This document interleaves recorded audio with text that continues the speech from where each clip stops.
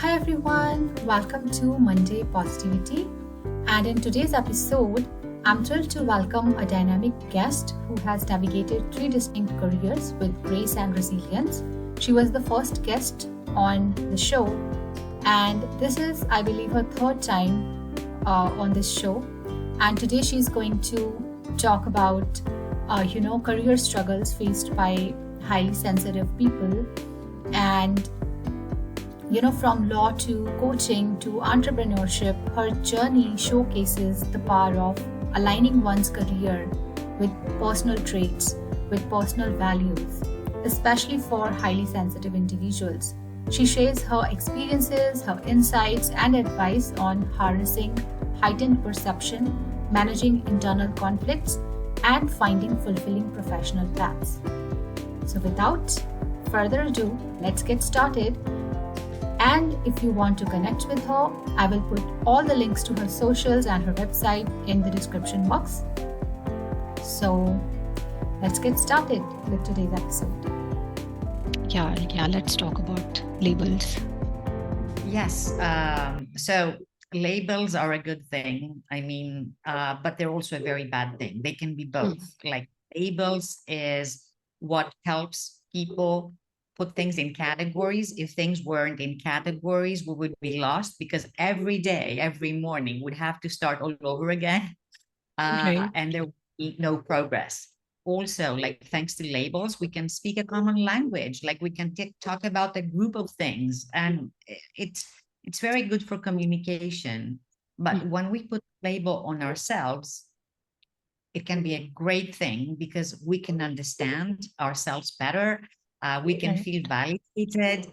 We stop feeling crazy. Oh, there are others, and there's a name for how I feel or what I am or how I react. But at the same time, I've seen it happen. I've seen it happen. Many people get trapped in this label.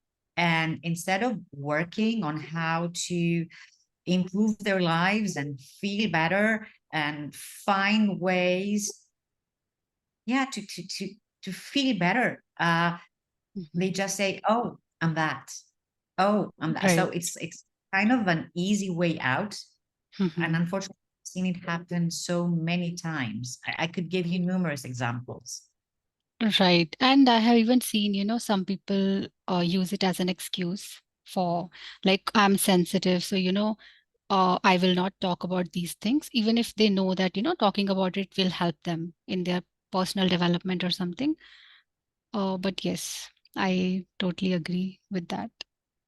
So this is the reason why I don't identify as a highly sensitive person, but I do recognize that I have some high sensitivity traits. I do have traits and I'm working on it. And the more I delve into uh, trauma and the nervous system and a regulated and a dysregulated nervous system and how a dysregulated or a regulated nervous system manifests in the world within us and like outside, the more I try to avoid labels. Not avoid them. Labels are good, but not get trapped in labels. So Right.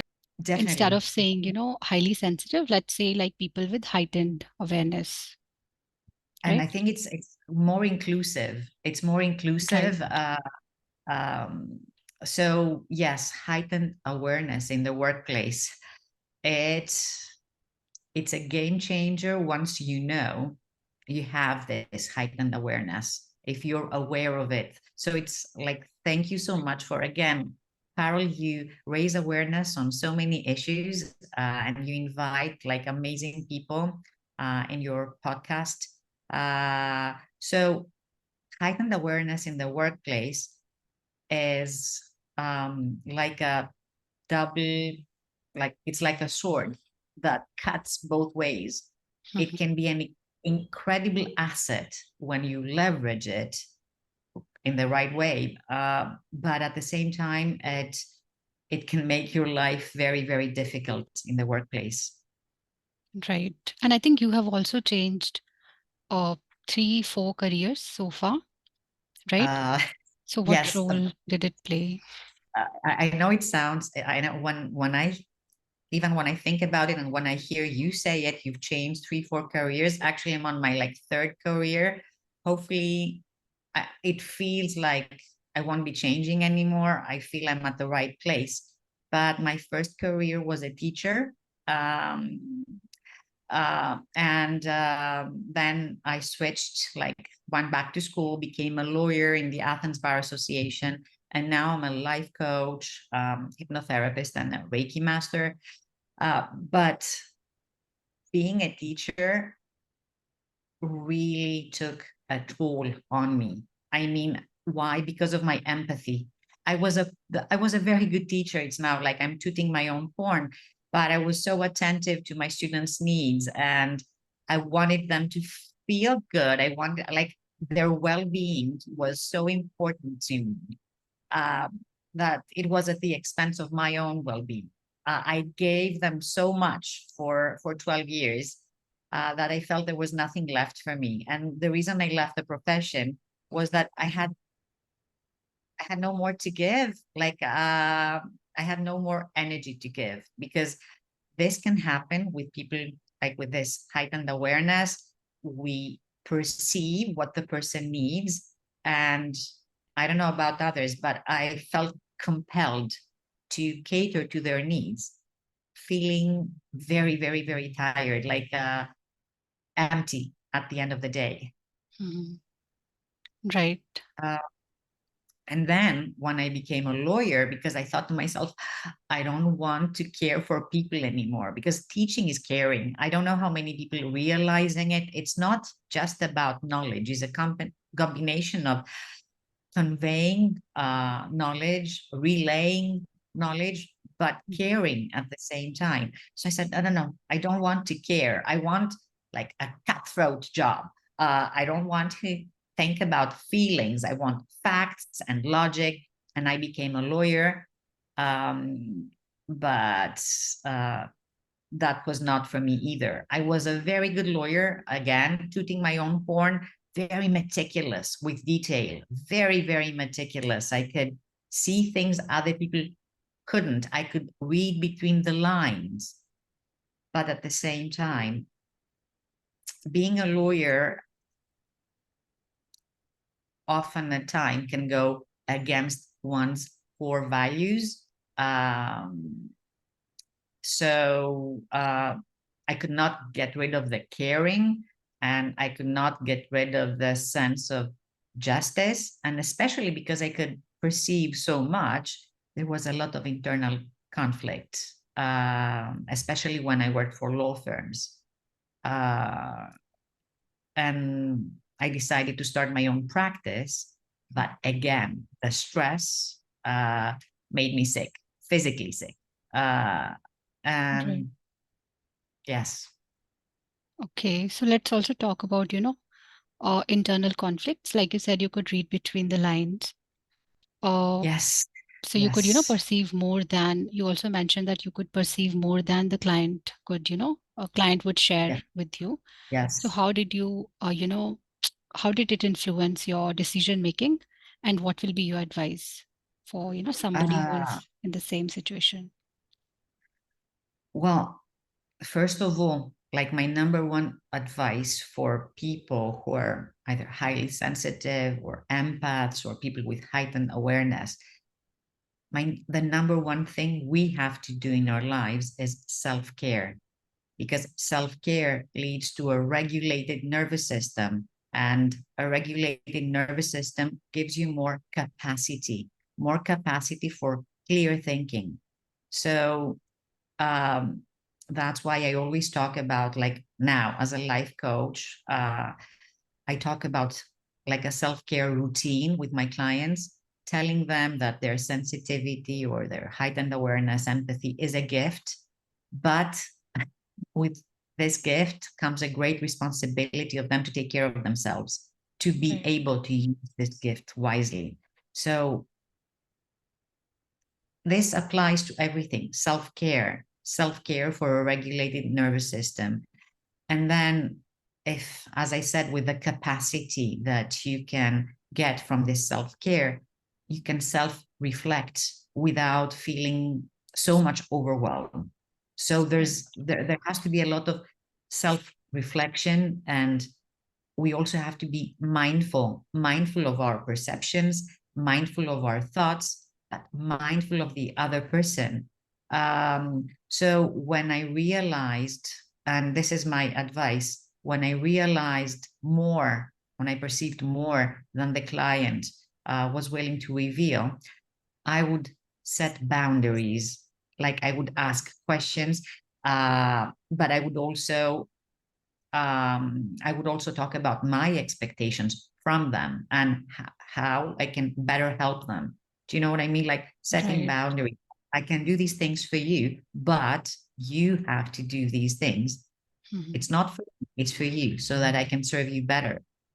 And another thing that is very important when we have this internal conflict, when we see that, well, the client is not who they appear to be, we can seek support.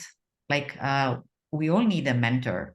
I think we all need a Right. mentor, or peers. Like you talk about it and you get more ideas on how to deal with the situation. But on not not on a lot, but like on a few occasions, I have told the client that we couldn't work together. So I have referred them to other professionals because Right. working with them went against everything I stood for, and also actually dysregulated my nervous system. Yeah. I think saying no is like, very important. Sometimes I'm also learning how to say no because it was, earlier very difficult for me. But then like, I took break from social media. So that used to happen. Like I'm not able to say no and then it will took toll on my physical and mental health. So the next question is actually again about highly sensitive people. Or let's talk about like, people with heightened awareness. Why do you think they should align their careers with their personal traits? This is so important. Like um, it's extremely important because we perceive so much, and we can get dysregulated easily. Choosing a career is immensely important. The thing is, though, that when we're 18, like we're kind of forced to choose something, and we don't have that awareness. We don't know who we are, at a young age. So the first thing that I want to say, which is one of my mottos, okay, you chose, but you can choose again. I've done it, and anyone can do it. So maybe it won't be at 18. What I'm talking about now won't be at 18 when we don't know ourselves so well. But choosing the right career ensures a work environment that supports our emotional well-being and strengths. If our emotional well-being is not supported at work, we won't be able to do it. It'll be a disaster. We'll either get sick the way I used to get sick, or we'll quit. So we'll have to start again. And choosing the right career can reduce stress. It can enhance job satisfaction, and it can help us leverage our attention to detail, our empathy, our deep processing abilities.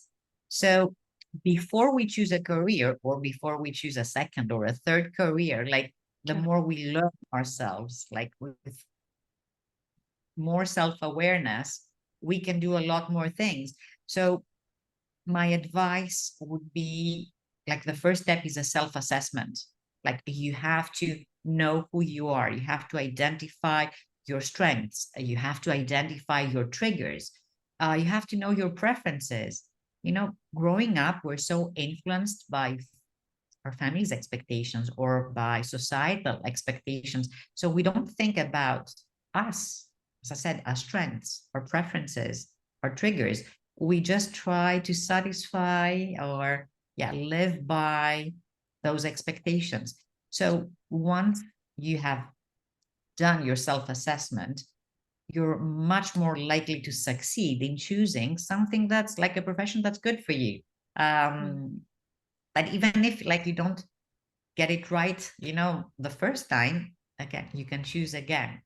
So after self-assessment, research, like research, look for roles that you would feel comfortable, in, or like, would you feel happier as self-employed, like as a freelancer? Do you want to be an employee? Do you want to be a business person? You have to do some research and see what each role requires, and if the role aligns with who you are as a person.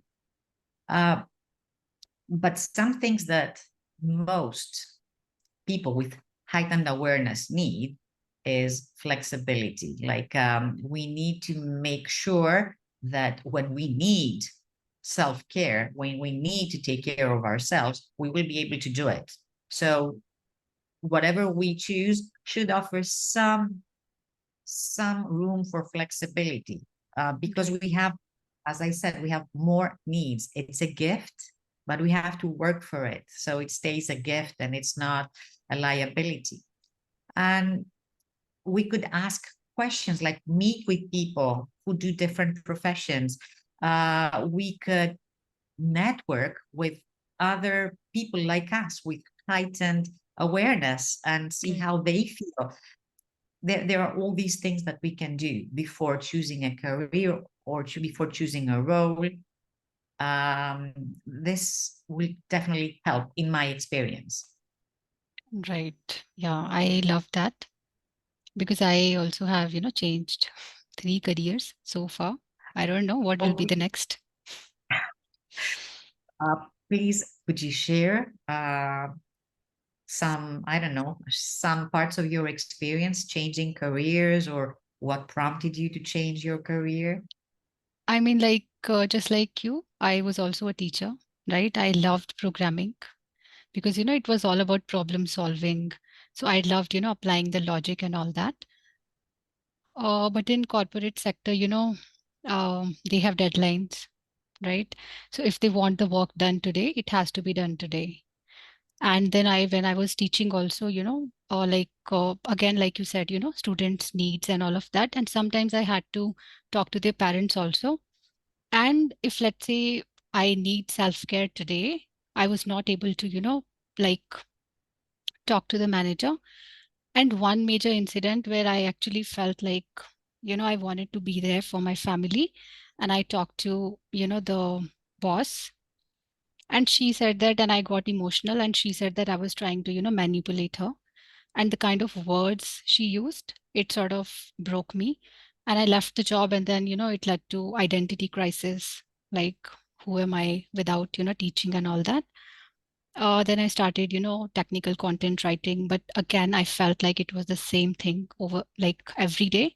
And I didn't feel like, I was actually like, it couldn't find the purpose. Like, I'm just waking up every day, I'm doing the work, I'm getting salary, like what else? And then, pandemic happened. And then it was like, then I had, many other health issues because of job also. And then I was like thinking about like, why am I here? What is the purpose of living, this and that? And usually when I used to talk to other people about these things, they would call me weird or something. So I decided not to talk about it, suppress it. And that led to even more health issues. And then at one point I realized, like, I felt like, I'm just gonna, this is the end, I'm gonna die or something. That gave me the courage, like, if this is going to be the end, then it's better that, I should just live on the way I want to live. So yeah, so that, but yes, yeah, This is really inspiring. Like, I love the part about, like, if I am to die, let me live the way I want to live until I yeah, do. yeah, Oh right, my goodness, that's so inspiring, Carol. Thank you for sharing. yeah. Wow. Right. And that's what I don't like, like about if you think about it, other people also I see who are, doing the job the way they want to do. And, they seem like they're very happy. But at the end of the day, they have problems. They do think about these things, but they don't want to talk about it because what will, society say? This is the, societal conditioning that you have to live certain way. and I don't understand it. So I thought like, maybe I should first try to understand myself. Once I can, get a good grasp on why I feel the way I feel. And then in the process, I remember I interviewed you. You were the first guest on my podcast. Then it Oh my started goodness. making, yeah. Yeah. And then it started making, more sense. I started feeling less alone, that yes, there are other people also who feel the same. So yes, like you said, talk to your peers. If you don't talk, you will not know that other people are also going through the same. Yeah. True, true, true, true, true. And like your work is amazing. Like But yeah, it's I'm so glad that, we connected through Facebook, and it's yes, been, yeah, yes. And I've yes. actually learned a lot from your reels also, your Instagram reels, where you talk about, narcissism and many other things. So yes, I think And people should be, yeah, yeah. And if anybody is watching, I would, recommend watching your reels and your website also. There is a lot of, a lot of things that I learned from reading the articles, blogs you have written there. So thank yes, you. Thank yeah. you so much. Overall, I'm grateful for this journey because it helped me connect with people like you. So yes, Thank you. I'm grateful. And I have to say that you were the one that reached out. You know, I don't like labels, but I'm kind of an introvert. yeah, So I do appreciate when people reach out to me. I'm not hiding behind it. I've started like knowing I'm an introvert. I make a conscious effort to reach out to people myself. It takes a right. lot more effort. So I'm so grateful that you reached out. I really am. Yeah, and even I'm like 100% introvert. So it takes, a lot of time to open up to people, but with you, it was very easy. So call it like a connection or something. I don't know because yeah, usually when, people look at me, they're like, why are you shy? Why are you not talking this and that? But yes, I don't want to be an extrovert. Some people also label it like, being an introvert is bad thing. I don't think so. But yes, introverts, world of Yeah, introverts. I know. I know the world of introverts, which is so deep, so deep. Yeah, Uh, right. would you mind if I went back to something that you said? Yeah, yeah, Because it's so interesting. Like it raised an issue that I know you would like us to talk about. yeah, I want to talk about the insensitivity of your boss who called you manipulative just because you, at that point, you could not control your emotions and you cried. I want to talk about the importance of work environments that are sensitive to people's needs and they're not like inhuman or cruel. And there are many people like us, like many people with heightened awareness, many people who are sensitive, and we have so much to offer in the workplace. Like, as I said, our attention to detail, our ability to read between the lines, to see things that others don't, should be appreciated, and it is an asset. So I think that I would like, I think we talked about it. It's something that you wanted us to touch upon is how could a workplace support the needs of people like yeah, us? And what your boss at the time did was, as I said, not only unsupportive, it was cruel. And this is why I think that like leadership, people in leadership should train in understanding people, different personalities, and that people can have different needs in the workplace. There cannot be a one size fits all policy or way to address employees. Do you know what I mean? They need to learn more about other cultures, uh, but as I said, other personalities. So this is the first thing, like people in, I don't know, managers or people in leadership positions should get trained, like, and should learn more about how to deal with different personalities. That's the first thing. Also, I think that another thing that would help everyone, not just people like us would be more flexible work arrangements. The pandemic taught us that it is Right. possible. Yeah. Like you can work remotely, or maybe a few days a week. Some people, like, we need it more than others. Imagine that, like, we're okay, we have this heightened awareness and we're introverts. Right. So our needs should be catered for with flexible arrangements.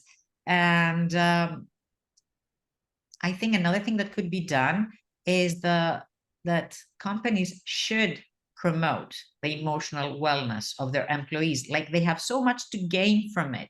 We're more productive. So there should be structures, or there should be, I don't know, seminars, or it's not, I mean, the benefit would outweigh the cost, of getting Right. an expert and help them do some changes. So yeah, this is what I think. Like, there are things that can be done in the workplace, and most businesses or companies think of the cost, and they want everything to be cost effective, and they want to get the most out of anything, and they don't want to spend. But I don't know how we can help them realize that if it's not spending, it's investing, and Right. long run in the long run, it will pay off because of the productivity who will go sky high. Right. Yeah. I totally, agree. And it happened with another colleague also. And at that time, she was also sensitive. She left the job, but the boss, she made her feel, like look bad in front of everybody else. She told us that, she behaved badly. And I'm sure she must have, said the same about me also when I left the job. But and to be very honest, like everybody used to sort of like flatter her, you are the best, this and that. And behind her back, they used to call her names. So I don't understand that also. uh, this is how the world runs, unfortunately. But the more we raise awareness, and I think that people behave this way because they're scared. They're scared. Right. uh, I think it's like their driving force is fear. So they have this persona. And for example, the boss, like, she had to show how fierce she is. She had to show who runs the show and all that. And so she behaved like that without knowing it's out of fear. Like, Right. now I'm thinking of the Enneagram, and like the coping strategies each personality has. Right. um, and like talking behind people's backs, it's because we never learned open communication when we were young with our parents. Like, it's the parents that teach communication. If we can't talk to our parents, or if our parents don't talk to each other, they don't know how to resolve conflict, Right. then, oh, that's another topic, like, Parol, yeah. Maybe we'll talk about that also because I'm learning about, the narcissism, scapegoating, and I can actually identify with a lot of things. And that's why I told you, like, I'm learning to, set boundaries also at workplace and in my personal life as well. And yes, in the process, sometimes you become the bad guy. Oh, she's, this and that, but it's okay because I have to live with myself first at the end of the day, then with the world. Oh my God,